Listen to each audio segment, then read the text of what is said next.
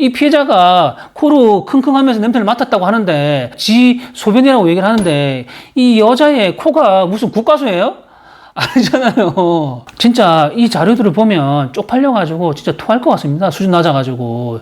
너무나 저질스럽지 않습니까? 제가 지금부터 여러분들의 머릿속에 선입견이라는 그 마귀들을 한 마리씩 심어드리도록 할 겁니다.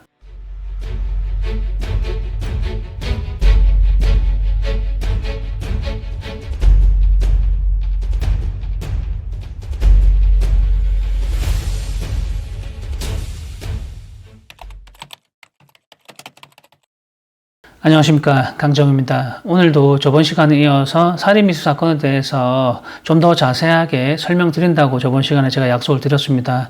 그러면 바로 시작해 볼까요? 딸이 문을 열고 들어왔을 때 그 남자가 엄마 위에 올라타서 목을 조르고 있다고 얘기를 했습니다. 제가 저번 시간에 딸이 목을 조르고 있는 장면을 목격하지 않았다는 부분에 대해서 그 이유를 설명을 드렸지 않습니까? 성관계를 매일 했다라고 얘기하잖아요. 그러면 6개월 동안 이제 동거를 하듯이 했는데 몇 번을 했을까요? 피고 소인은 자신은 그런 일이 없으니까 자신해서 택시 타고 경찰서 갔거든요. 경찰서 갔는데 거기에 대고서 긴급 체포를 한 거예요. 긴급 체포를. 이 진술도 다 거짓말이고 보니까 증거로서의 증명력이 있는 이 증거 자료는 단 한 장도 없습니다. 단 한 장도. 그래서 저는 그 남자가 엄마를 때렸구나라는 생각을 하였고 그 남자에게 엄마 왜 울고 있냐라고 물어보니까 이렇게 진술을 하고 있거든요.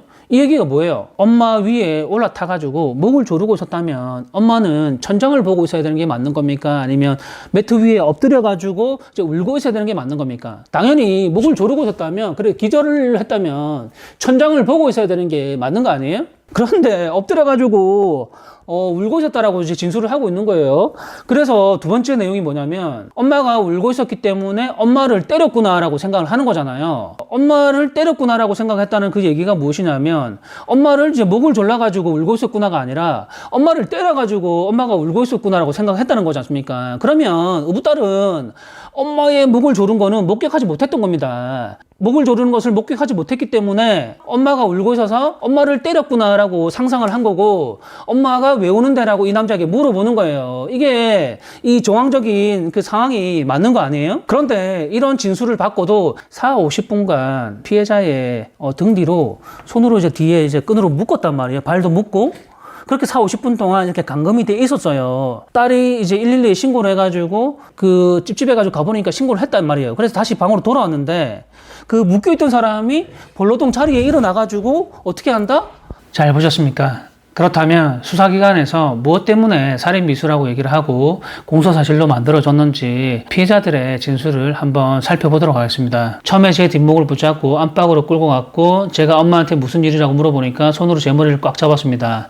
그리고 머리채를 잡은 상태로 제 머리를 안방에 있는 매트 위에 내려 꽂았고 친모가 기절한 시간이 얼마나 되냐고 수사기관에 묻자 큰 소리가 나자마자 제가 안방으로 달려갔고 그때 목을 조르고 있었기 때문에 언제부터 그랬는지는 잘 모르겠습니다. 다만 제가 그때 달려가지 않았다면 그 남자가 엄마의 목을 계속 졸랐을 테고 많이 위험한 상황이었습니다. 진술인이 보았을 때 피의자가 엄마의 목을 조르는 강도는 어땠나요?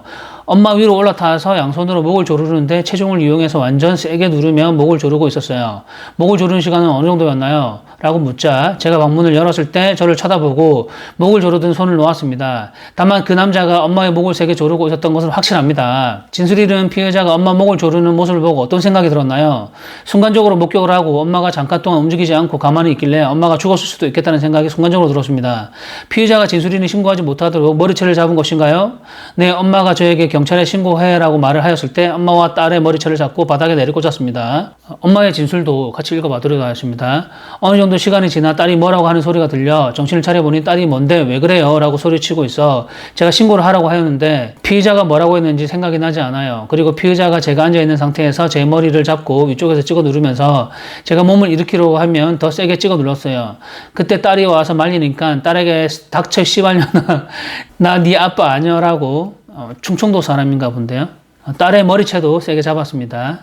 자, 그러면서 피의자가 딸에게 옷에서 줄을 꺼내라고 위협을 하며 딸이 울먹거리며 공포에 질린 상태로 체크문 위에 줄을 꺼냈고 피의자가 저를 엎드리게 하였고 열중시어 자세를 취하게 한 뒤 진수리는 계속하여 머리를 잡혀 있는 상태에 딸에게 먼저 제 팔을 묶으라고 지시했어요. 저랑 엄마는 그 남자의 비위를 맞추며 대화를 했습니다. 그러다가 중간에 씨발년이 말 존나 많아서 목을 졸랐더니 라는 얘기도 했습니다. 그러다가 제가 엄마가 목이 졸랐던 것을 생각하니 기분이 나빠서 표정이 안 좋으니까 그 남자가 저에게 표정 안 풀어? 씨발년들이 화 풀려다가 다시 화나게 만드네라고 말했습니다. 계속 진술하세요. 제가 처음 안방에 들어갈 때부터 끝까지 계속 울면서 이야기를 했었는데 그 남자가 저랑 엄마의 팔 다리를 묶고 그 남자가 야 너 졸리지? 라고 하더니 저한테 컴퓨터 의자에 앉힐 테니 엎혀라. 그러면서 저한테 제 몸에 손을 대도 되겠냐고 물어봤습니다. 그래서 제가 싫다라고 대답을 하니까 그냥 저를 들어서 거실 중앙에 컴퓨터 의자에 앉혔습니다. 신고를 하니까 그 남자가 방에서 나왔고 그 남자가 저를 보면서 손으로 전화기 모양을 표시하길래 제가 핸드폰을 다시 집어들고 남자친구랑 통화하는 척을 했습니다. 그 순간 그 남자가 제 핸드폰을 뺏어갔습니다. 그 남자는 112에 신고된 것을 확인하더니 끊고 엄마가 있는 방으로 다시 들어가서 딸이 신고를 했네 라는 말을 하며 자기 핸드폰이랑 자키를 챙겨서 집 밖으로 나갔습니다. 지금껏 가짜 피해자 2명과 수사기관의 판타지 소설을 잘 읽었습니다. 모든 범죄에는 범행의 동기가 있는데요. 아무리 읽어도 이 사건에서 피해자의 범행의 동기가 없습니다. 남자와 여자가 6개월 동안 동거를 했거든요. 동거를 하면서 여자는 이제 임신을 했고 사실혼 관계에 있습니다. 밖에서 말다툼을 하다가 차에서도 티격태격 하고 있었거든요. 그래서 집에 와서 조금씩 그 부분에 대해서 이제 말다툼을 하고 있었습니다. 이제 옆방에서 딸이 조용하라고 카톡도 하고 이제 전화도 왔었어요. 그럼에도 불구하고 계속해서 이제 다퉜단 말이에요. 그런 상황입니다. 그런데 이러한 상황이 이제 살인의 동기가 되나요? 문을 열었는데 그 앞에 펼쳐져 있는 상황이 남자가 엄마 위에 올라타가지고 이제 엄마의 목을 조르고 있단 말이에요. 엄마가 목이 졸려가지고 죽어가고 있는데 무슨 일인데? 라고 할 수 있는 겁니까? 딸이 조용하라고 했는데도 조용하지 않고 이제 말다툼을 하니까 딸이 옆방에서 이제 온 거예요. 오면서 이제 문을 열었겠죠? 시끄러우니까 도대체 무슨 일인데, 무슨 일로 싸우는데, 이러지 않았을까요? 이게 이 정황상 아무리 피해자들의 주장대로 이 사건을 끼워 맞추려고 하고 긍정적으로 생각을 하려고 해도 이게 이 사건이 끼워 맞춰지지가 않는단 말이에요. 남자가 여자를 죽여야 할 범행의 동기가 없다 보니까 이 수사관들이 이 남자를 이제 사이코패스로 만들기 위해서 이제 작업을 조금씩 하는 것 같거든요. 피의자가 범죄에 대해서 죄의식이 없도록 이제 보장하기 위해서 어떻게 수사관이 작업을 하냐면 한번 읽어봐 드릴게요. 편철되어 있는 사진을 보여주다. 저와 관계가 없어요. 저는 위에서 진술했듯이 딸내미 머리채를 잡은 것이 전부입니다. 이때 피의자는 어이가 없어 웃다. 피해자들이 경찰에 신고하지 못하게 할 목적으로 피해자들의 머리채를 잡은 것이 아닌가요? 이때 피해자는 웃으면서 피해자는 피해자에게 옷에서 줄을 꺼내서 엄마를 묶으라고 위협한 사실이 있나요? 없어요. 이때 피해자는 웃다. 이렇게 피해자의 표정까지 세세하게 기록을 해서 표현을 한다고 해가지고 피해자가 이 사람에게 팁을 주거나 이제 보너스를 주는 것도 아닌데 왜 이렇게 그 피해자의 표정까지 묘사해가면서 기록을 하는 걸까요? 감히 내 앞에서 웃어? 이 범죄자 새끼가 아무런 반성도 없이 감히 웃는단 말이야? 내가 너 아마 좆되게 만들어줄게. 한번 계속 웃어봐라. 이렇게 생각하면서 웃다. 이런 내용들을 이제 기록하지 않았을까요? 저는 그렇게 생각하거든요. 겉으로는 표현하고 있지 않지만 권위의식에 찌들어가지고 머릿속으로는 이제 선입견으로 똘똘 뭉쳐 있는 것 같습니다. 피의자 진술조서를 작성을 하는데 피의자가 반성도 없이 이렇게 웃는다면 판사가 과연 좋게 볼까요? 안 좋게 볼까요? 당연히 안 좋게 보지 않겠습니까? 이 수사관은 이거를 표현을 하고 싶은 겁니다. 여러분들도 카카오톡 메신저를 사용하지 않습니까? 메신저를 하다 보면 글자만으로도 상대방이 기분이 좋은지 기분이 나쁜지 상대방의 감정을 느낄 수가 있는 거지 않습니까? 텍스트에는 감정이 있거든요. 여러분들도 그 부분에 대해서 동의를 하지 않습니까? 점 하나에도 감정이 존재하는 겁니다. 띄어쓰기에도 그 사람의 취향과 성격을 알 수가 있는 거고요. 시중에서 가장 많이 사용하고 있는 프로파일링 기법 중 하나가 콜드리딩 기법인데요. 정보가 많이 없는 것 같아도 그 사람의 헤어스타일이라던가 그 사람의 말투라던가 그 사람의 옷차림이라던가 자세히 살펴보면 그 사람의 정보는 굉장히 많습니다. 상대방을 파악할 수 있는 정보가 무한하거든요. 그런 부분들을 보고서 이제 콜드리딩 기법을 가지고서 그 사람을 이제 프로파일링을 하는 거예요. 그렇기 때문에 피의자 신문조서를 이제 작성을 할 때는 점 하나라도 이 문장의 문맥이 어떻게 되는지 신중하게 이제 작성이 돼야 되고, 진술이 끝나고 나면 자기가 얘기했던 대로 자기가 원하는 대로 이게 진술이 되었는지 확인을 거쳐야 되거든요. 그러다가 내가 원하는 대로 이게 안 됐다면, 내가 원하는 단어가 빠져 있거나 그리고 내가 하지도 않은 말이 여기 삽입되어 있다면 바로 얘기를 해서 수정을 해야 돼요. 수정해달라고. 그런데 안 해준다? 그러면 절대 사인을 해서는 안 됩니다. 내가 마음에 들지 않는 내용이 있다면 이걸 바로 삽입하거나 바로 고치거나 빼야 돼요. 그리고 고쳐달라고 얘기를 해야 되고, 그러지 않으면 이 부분에 대해서 도장을 찍거나 사인을 해서는 절대로 안 되는 거예요. 우리 국민 누구라도 자기 자신에게 불리한 지수를 하지 않으면 유리한 지수를 할 수 있다라고 우리 헌법에 나와 있습니다.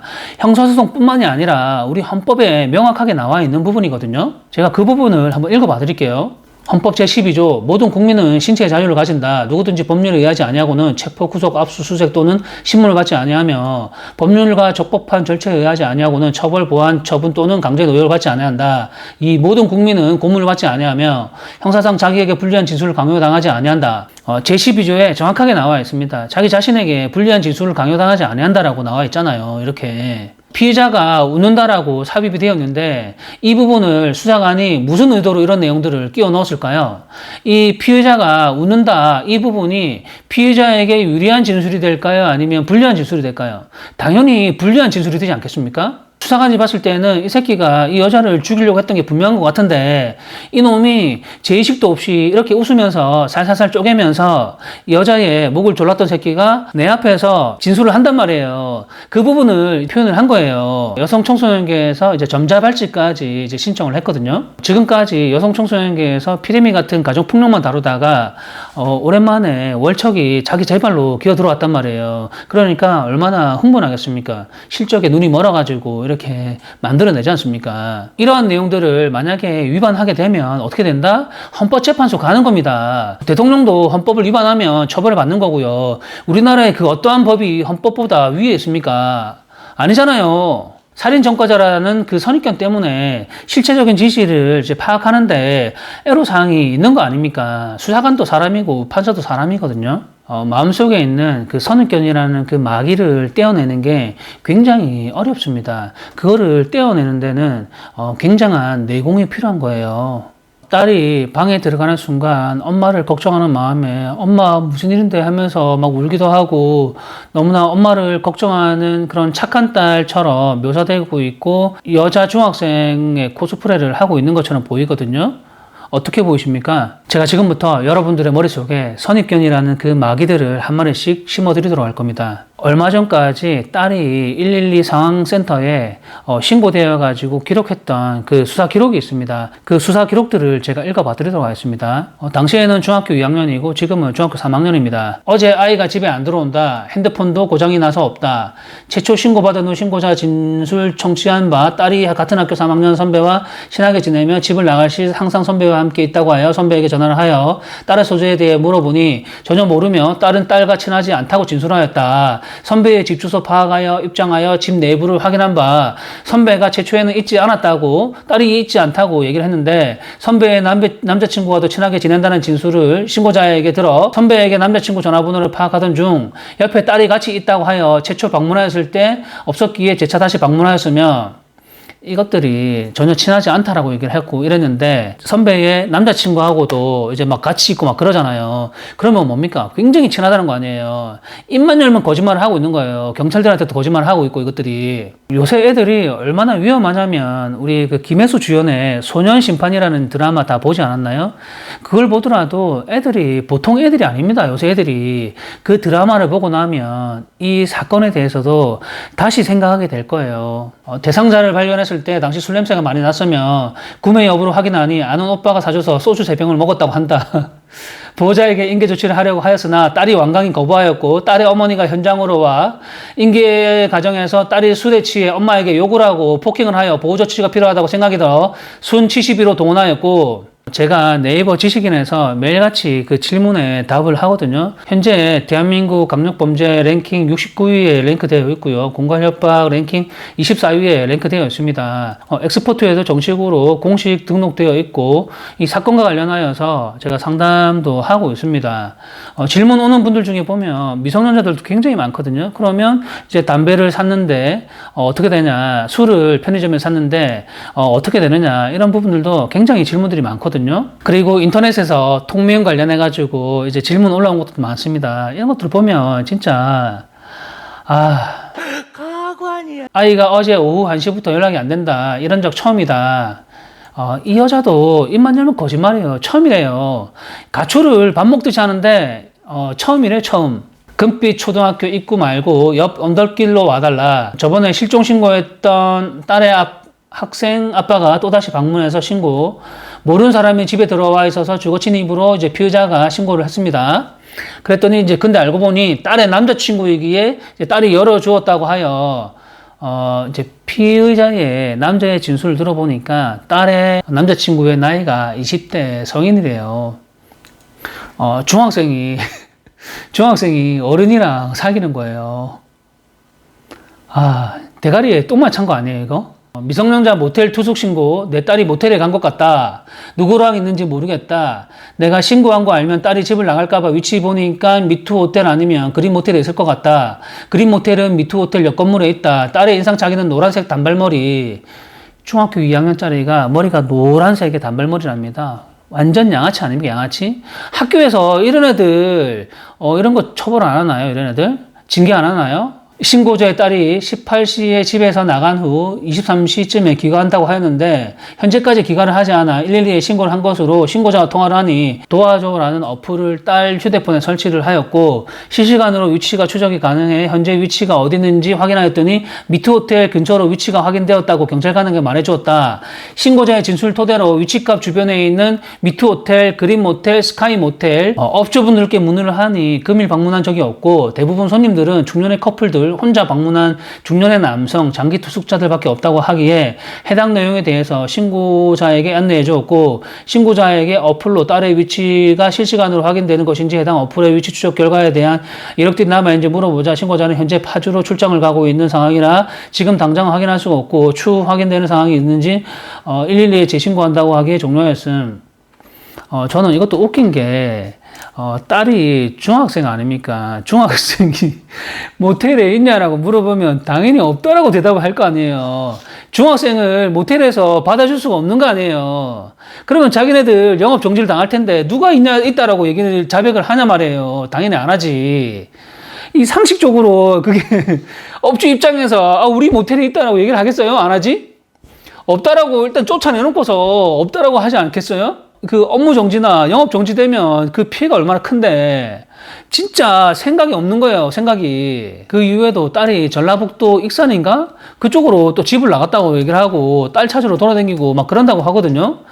밥만 먹으면 밥 먹듯이 집을 나가고 가출을 하는데 이런 딸이란 말이에요. 그런데 엄마 무슨 일이야? 무슨 일이 있는 것처럼 그렇게 착한 딸인 코스프레를 하고 있지 않습니까? 진술에서는. 이 선입견이 딱 생기니까 딱 그 이미지가 확 깨지지 않습니까? 이 112 상황센터에 보면 엄마한테 쌍욕을 하고 엄마를 폭행했다고 하지 않습니까? 소주 3병을 먹고 그러는 이런 딸인데 의붓 아버지가 이렇게 맡고 있으니까 이렇게 욕을 하지 않았을까요? 보면 손님들이 전부 다 중년 커플들이고 혼자 방문한 중년의 남성이나 장기 투숙자들밖에 없다라고 얘기하는데 제가 봤을 때는 전부 다 이거 불륜 커플들 같아요.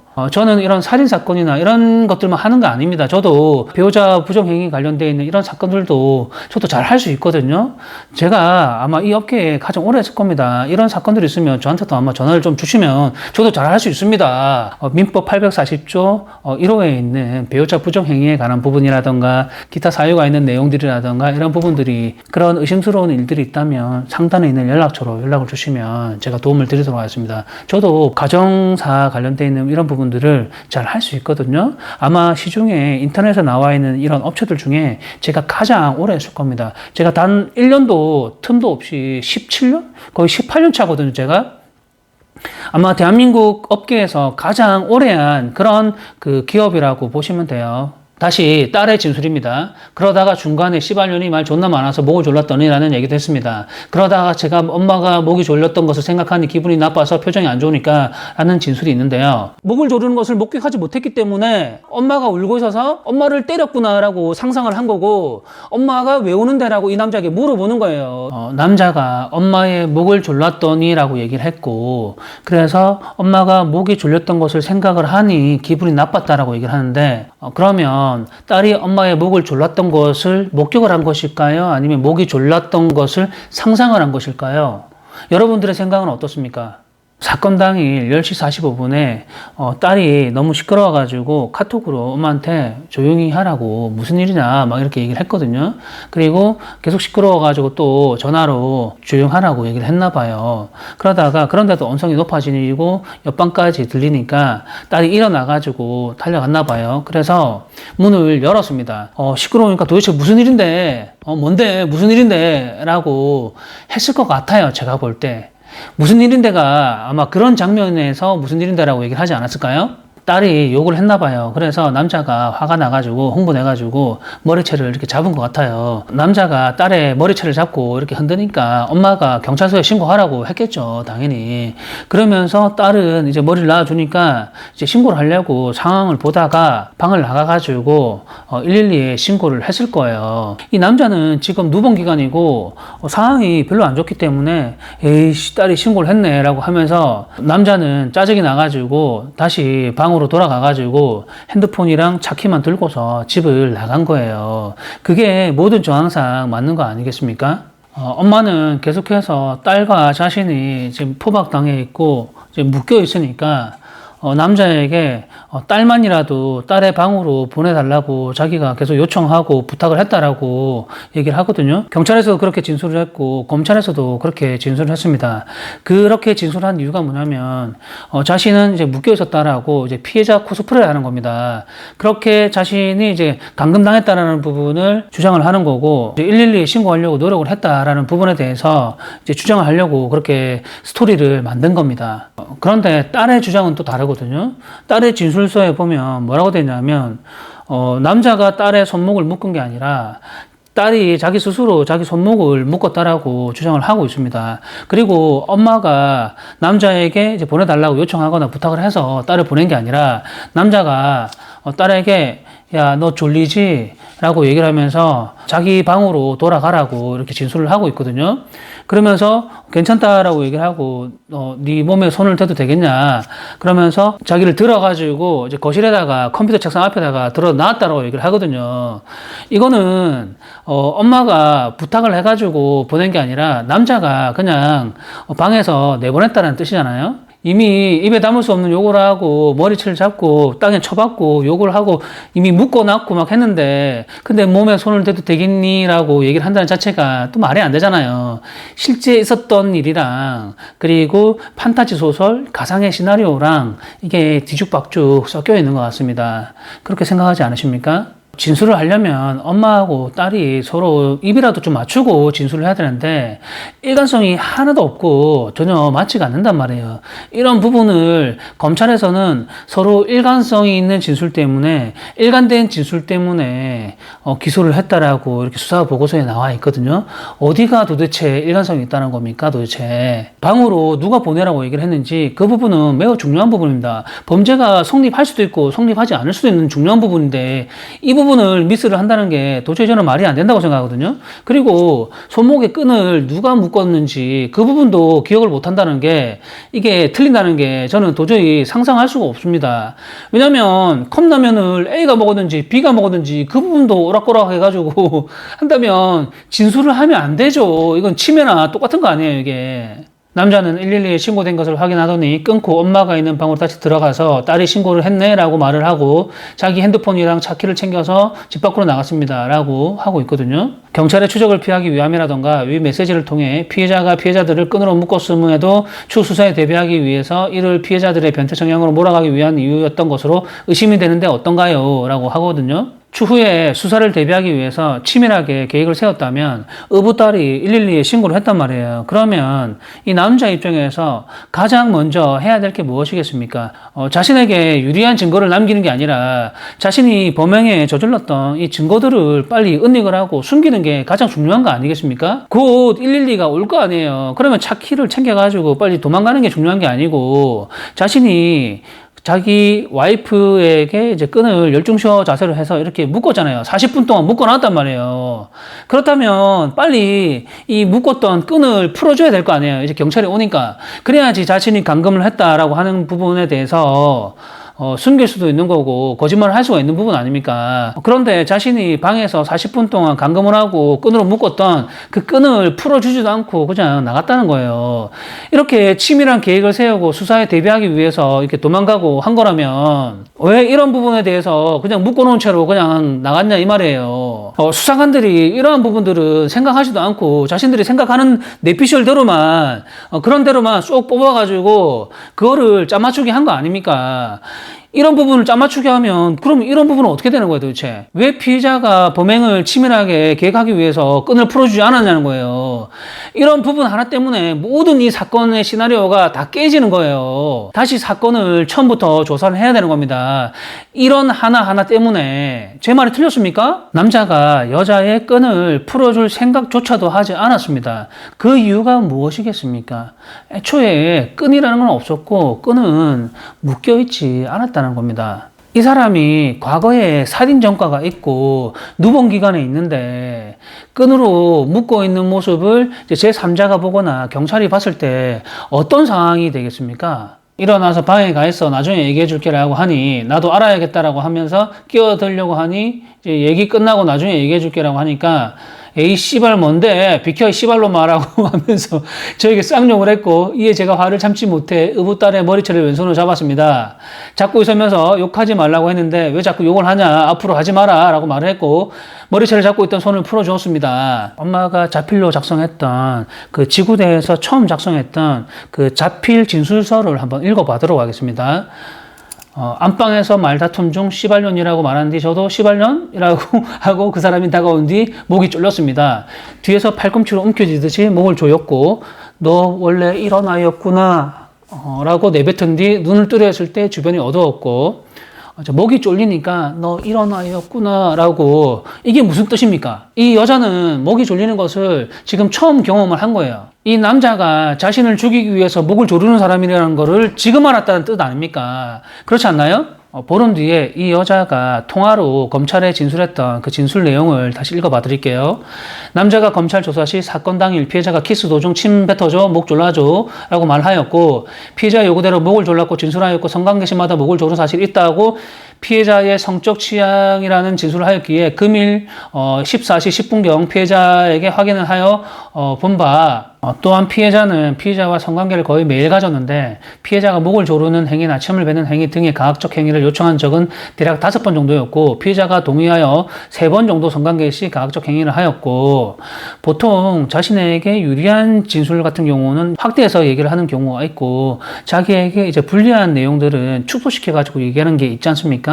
그렇다면 이 여자가 5번 정도 했다고 하면 5번보다 훨씬 많이 했겠죠. 매일 성관계를 가졌다고 얘기하지 않습니까? 그럼 6개월 동안 동거하는 과정 속에서 몇 번을 요청했을까요? 엄청나게 많이 요청했다라고 볼 수 있는 겁니다. 그렇지 않나요? 피해자가 뒤에서 목을 손으로 감싸듯이 살짝 누르고 피해자가 침을 모아서 피해자의 입 안에 똑똑 떨어뜨리는 정도였지 심하게 목을 조르거나 침을 뱉거나 하지는 않았다고 하며 더러워라 더러워. 어느 날은 침을 뱉고 어느 날에는 목을 잡는 경우도 있었고 또 어느 날은 피해자에게 구강 성교를 할 때 피해자에게 머리채를 잡아 달라고 요청한 적도 있었다고 진술을 하며 피해자 또는 피해자에게 욕을 하면서 성관계를 가진 적이 많았고 피해자가 피해자의 가슴을 이제 피멍 들 정도로 물은 적이 많았다고 얘기를 하며 채찍 등 성기구를 사용하는 것은 시도하자고 했으나 피해자가 거절을 하였다고 합니다.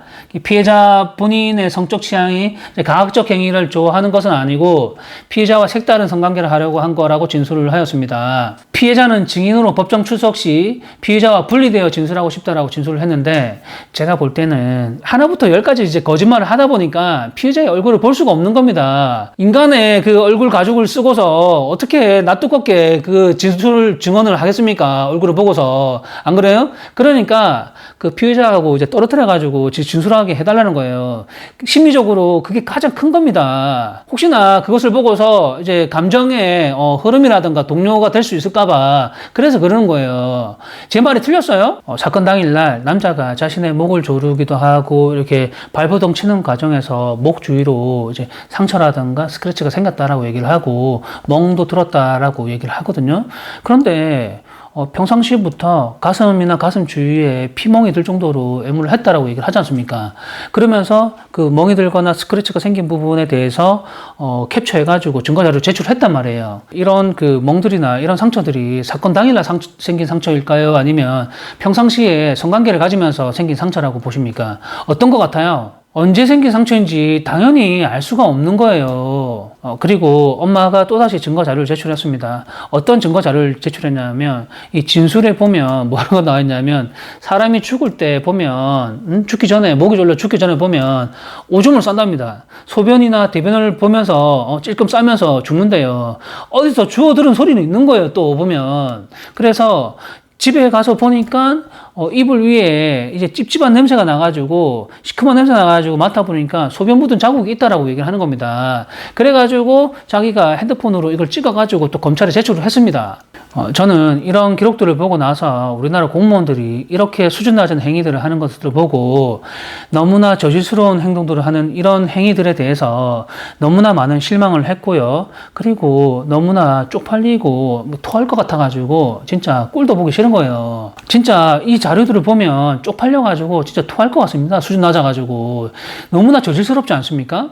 이놈의 집구석은 딸내미는 머리에 염색을 하고 맨날 그 가출을 하고 돌아다니고 주위에 남자친구들이랑 모여가지고 놀이터에서 술이나 마시고 담배나 피우고 이러고 있고 엄마는 이 지금 사진을 보면 이 집구석에서 빨래는 안 하고 온통 그 빨래에서 찌든 냄새는 나고 신내는 나고 있고 그러면서 지가 그 오줌이라고 착각해가지고 증거 자료를 제출을 하고 그러고 있는 거예요 이게. 근데도 그거를 갖다가 낼름 증거 자료라고 그 사진 찍은 거를 증거 자료라고 그 채택해가지고 또 제출을 하고 이게 이 사건의 핵심이고 팩트예요, 팩트. 모든 증거 자료들이 그렇습니다. 모든 증거 자료들이 증명력이 있는 증거 자료가 단 한 장도 없습니다. 이불에 묻은 이물질이 사건 당일날 묻은 이물질인지 사건 당일 이전에 묻은 이물질인지 사건이 일어나고 난 이후에 그 피해자가 고의적으로 묻힌 이물질인지 알 수가 없지 않습니까? 그리고 이 이물질이 소변인지 아니면 뭐 고양이의 강아지의 소변인지 그거 어떻게 알아요? 알 수 없지 않습니까? 그게 아니라면 이게 피해자의 이물질인 건지 피해자의 소변인 건지 아니면